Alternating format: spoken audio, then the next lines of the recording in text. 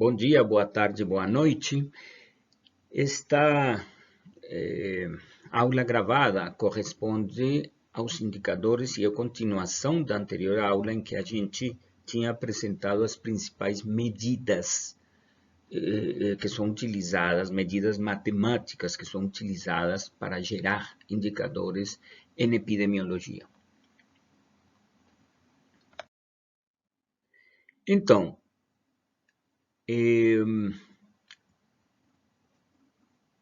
tínhamos falado do risco, que é uma medida muito importante na epidemiologia, não? Então, só para lembrar que o denominador, sendo uma proporção, não? Uma proporção, o denominador é uma população que tem que estar em risco, é a probabilidade de desenvolver um evento novo em algum período de tempo, não? Mas muito importante lembrar que qualquer indivíduo que está incluído no denominador deve ter o potencial de se tornar parte do numerador. Isso é só para lembrar o que a gente já tinha falado. Só para lembrar também, então, nós temos os indicadores de mortalidade, o coeficiente de mortalidade geral, não? Que é o número de óbitos pela população total, acompanhada durante um período, ou uma estimativa de população para esse período, e se utiliza 1000. Este é um indicador muito geral, ele é mais demográfico. Agora, nós utilizamos muito este segundo, que é o coeficiente de mortalidade por causa, não? É o número de óbitos por uma causa determinada, dividido pela população. Eu coloquei aqui ou amostra, porque nas pesquisas seria mais, pode corresponder a uma amostra ou a um segmento populacional, acompanhado durante um período. Alguns livros de epidemiologia colocam população na metade do período. Isso corresponde a pesquisas em que o período de observação é maior a um ano, não? Mas, em geral, a gente pega a população estimada para o ano. Quase sempre trabalhamos com anos, não? E quando são números, quando são números de população que não são finitos, você não vai contar a população, você está dependendo do IBGE que te dá uma estimativa de população para esse ano, não? Então, nesses casos, a gente multiplica vezes 100.000.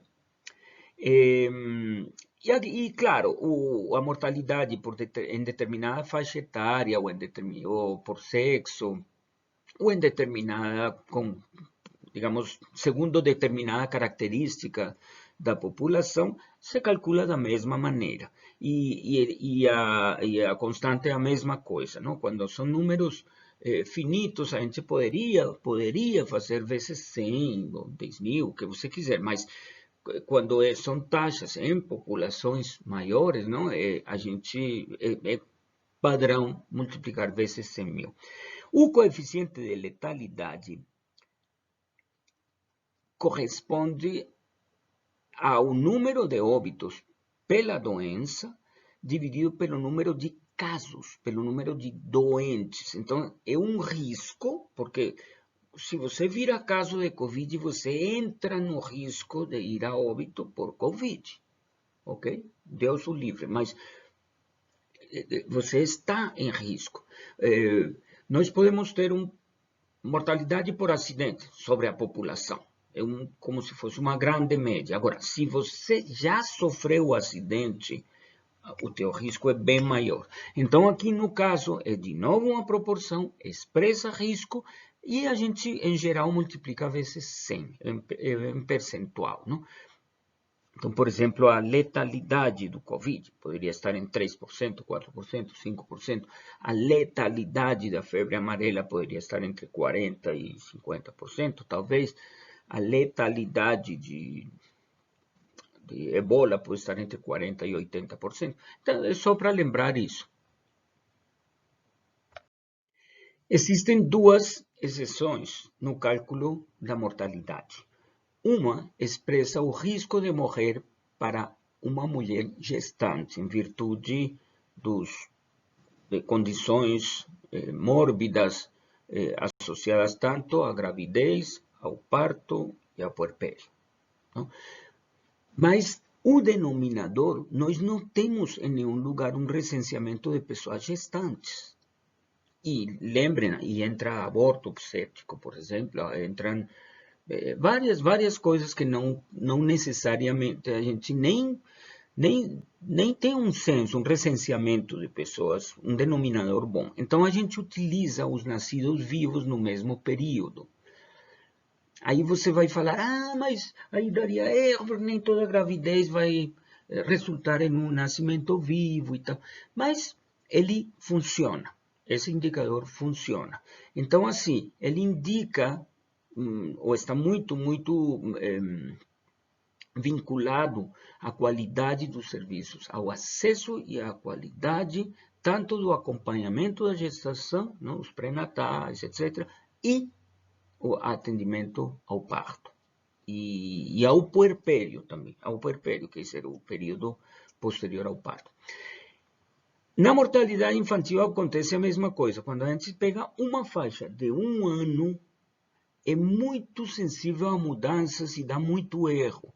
Então, é muito melhor dividir o número de óbitos em crianças menores de 1 ano, não? Até 12 meses de idade, pelo número de nascidos vivos que é melhor registrado. E, acreditem, funciona. Aqui em Cafarnaum, mesmo em países que têm dificuldade com os dados, mas funciona bastante bem, bastante sensível a condições sociais, condições de saúde. Quando os países atingem umas rendas médias, não? São países já com um status um pouco melhor, aí os serviços começam a influenciar um pouco mais, não? A qualidade dos serviços, a vacinação, outras coisas. Mas, então, mesmo que os dois sejam calculados de maneira diferente, eles se utilizam como expressões do risco.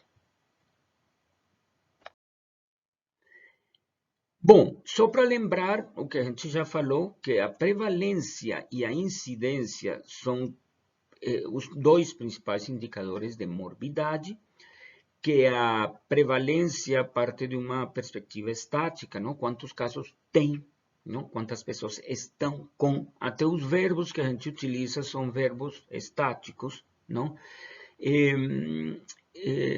Inclui, claro, casos antigos e novos presentes no momento e não corresponde a uma probabilidade, enquanto a incidência parte de um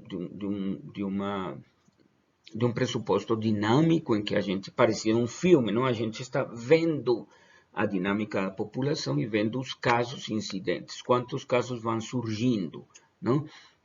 Então, são casos novos ou mudanças, pode ser outros, não necessita ser um caso clínico, também poderia ser soroconversão, poderia ser outras coisas, mas mudança de status, ok?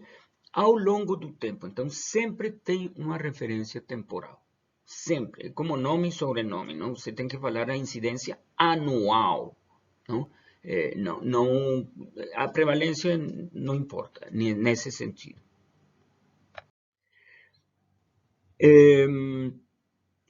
Isto já eu falei, então, os casos existentes, dividido por algum tipo de população. Em geral, utilizamos 100.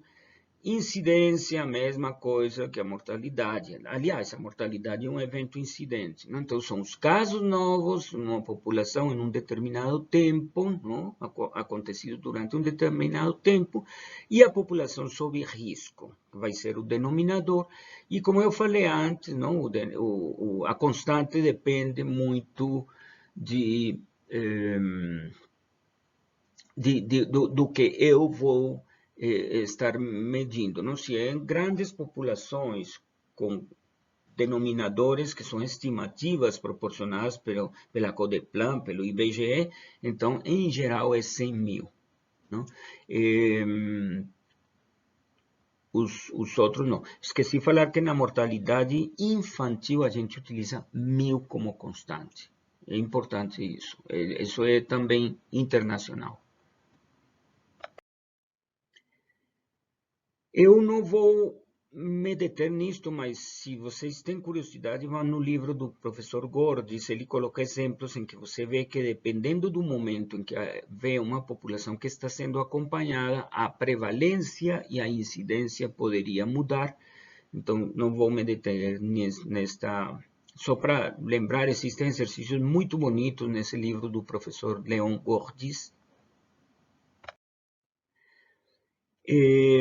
Eu sempre faço uma dinâmica com os alunos, pergunto quem está com resfriado neste momento e quantos tiveram durante o ano precedente, não?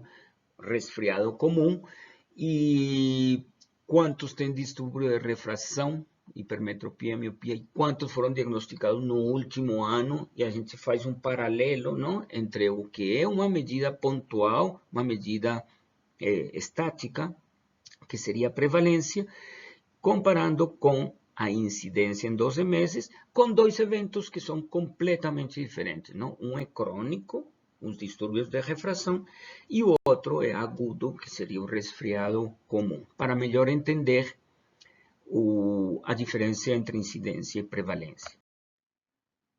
Só lembrar, então, que o resfriado, quase sempre doenças de curta duração e de curso agudo, vão ter uma incidência alta, no caso da gripe, que nós estamos convivendo com esse vírus, não? Já há muito tempo, e uma prevalência relativamente baixa, dependendo da época do ano. Tal. Agora, nas doenças crônicas de longa duração, por exemplo, diabetes, hipertensão, não? O coeficiente de incidência pode ser relativamente baixo. Aliás, aqui tem que fazer uma diferença entre coeficiente de incidência, que você quase nunca sabe quando começou o processo, e um coeficiente de detecção. Não? Todas as doenças que têm um período de latência longo e com praticamente assintomáticas durante muito tempo, tem esse problema, não? A gente não sabe a incidência real, então a gente fala mais de detecção. E a prevalência pode ser relativamente alta, como acontece com diabetes, hipertensão, com outras doenças. E o fator duração é importante aí, não? Quando a gente fala crônico, significa que é um processo que se alastra no tempo. O professor Gordis também tem algumas... eu recomendo que vocês vejam, não, com cuidado, estes gráficos que representam a prevalência, que é o que está nesse pote, a incidência que alimenta, não, esse potezinho, que seria o quantitativo de pessoas que estão com a doença, ou o que a gente está querendo pesquisar. Como a gente drena esse pote, não, que seria os óbitos ou a cura, se for curável, a doença. E como a gente também pode ter um certo equilíbrio, não? Depende muito de outras coisas, efeito de intervenções, diagnóstico, o aumento da sobrevida. E aqui eu listei alguns eventos, alguns fatores que podem aumentar a prevalência e outros que podem diminuir a prevalência.